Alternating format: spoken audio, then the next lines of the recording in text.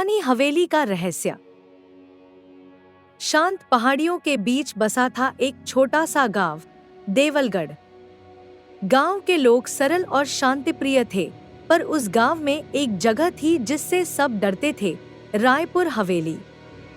कहते हैं कि वहां रात के समय अजीब रोशनी दिखाई देती है और किसी की परछाई दीवारों पर अपने आप चलती है। कोई भी वहां शाम ढलने के बाद जाने की हिम्मत नहीं करता था। एक दिन शहर से एक युवा पत्रकार अंशुमान उस गांव में आया। उसे उस हवेली के रहस्य पर लेख लिखना था। गांव वालों ने उसे बहुत समझाया, बेटा, रात में वहां मत जाना, उस हवेली में आत्मा भटकती है। पर अंशुमान नहीं माना। उसने ठान लिया कि वो सच्चाई जानकर ही रहेगा।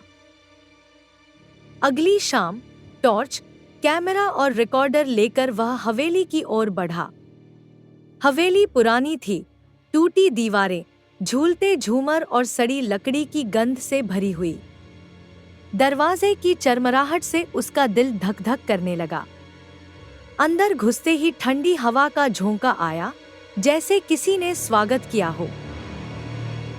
उसने कैमरा ऑन किया और बोला, अगर कोई आत्मा है तो सामने आए। तभी अचानक ऊपर की मंजिल से किसी के चलने की आवाज आई, ठक ठक ठक। अंशुमान धीरे धीरे सीढ़ियां चढ़ने लगा।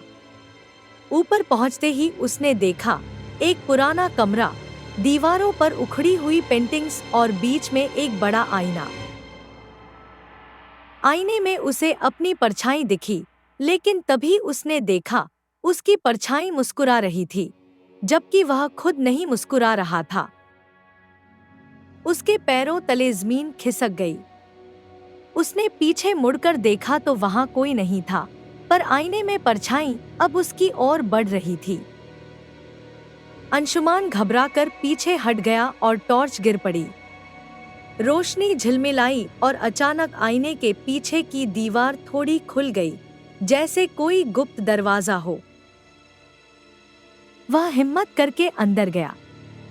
अंदर एक पुराना कमरा था। फर्श पर धूल से भरी पुरानी डायरी पड़ी थी। उसने उसे उठाया और पढ़ना शुरू किया।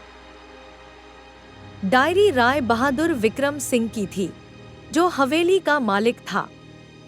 उसमें लिखा था कि उसने अपनी पत्नी की हत्या गुस्से में कर दी थी और तभी से उसकी आत्मा हवेली में भटकती है। अंतिम पंक्ति में लिखा था, जिस दिन कोई सच्चा व्यक्ति इस हवेली में आएगा, मेरी आत्मा उसे सच दिखाकर मुक्ति पाएगी। अंशुमान के शरीर में सिहरन दौड़ गई। तभी कमरे में एक हल्की नीली रोशनी फैली और एक स्त्री की आकृति मुस्कुराई, शांत, कोमल और मुक्त। अगले ही पल वह गायब हो गई और हवेली में फैला सन्नाटा पहली बार सुकून भरा लगा। अगली सुबह अंशुमान ने गांव वालों को सब बताया, लेकिन जब वह डायरी दिखाने गया, वह गायब थी। बस वहां वही टूटा आईना था, जिसमें इस बार कोई परछाई नहीं थी।